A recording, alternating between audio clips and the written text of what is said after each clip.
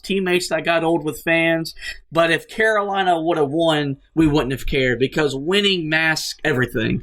And he was supposed to help Carolina win, and it ultimately didn't happen. So, as you said, it was a roller coaster really from day one with him.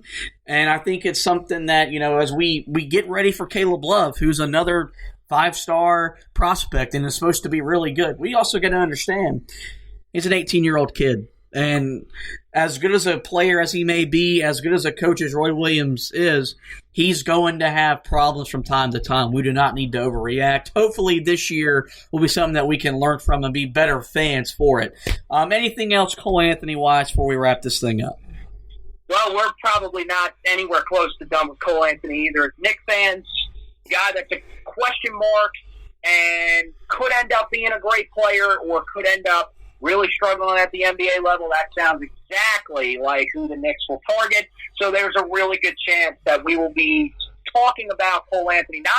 Maybe not on here as often. We'll probably mention him from time to time, but definitely amongst ourselves going forward. It definitely seems like Cole fits exactly what the Knicks need, which is just another guy that is going to maybe somewhat excite a fan base, probably give us some unrealistic expectations for our Wild fan base, but ultimately could end up crashing and burning in the end. Yeah, and of course we'll monitor, his NBA career on here moving forward, whether he is, of course, a member of our beloved New York Knicks or some other NBA franchise. Well, with that, we're going to go ahead and wrap up this edition of the Roy's Boys podcast. But before we let you go, we're going to talk to you about the website. And even though the sports world is still relatively quiet, we've got some stuff up on the site as of right now. Last time we spoke, I talked to you guys about how we had brought Mark Krings on to talk as he was going to become a guy that was going to write mainly on the basketball side of things, focus on recruiting during the season and the off season. And of course, when we get back to playing games, will be a big part of helping me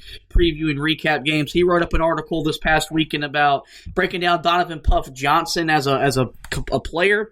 You can go check that out on HeelToughBlog.com. Anthony released his first of what's going to be a series of articles where he goes through every numerical player or every number on the Carolina football roster and tell you who's the best player to ever wear that certain number. The first article came out this past Friday. You can check that out. And, of course, earlier this week he put up the latest storylines around Carolina football. Check all that out on HeelToughBlog.com. Next, we're going to talk to you guys about subscribing to the podcast. You can find us on every major podcast platform, most notably Spreaker, iTunes, iHeartRadio, Spotify, Google Podcast, and TuneIn.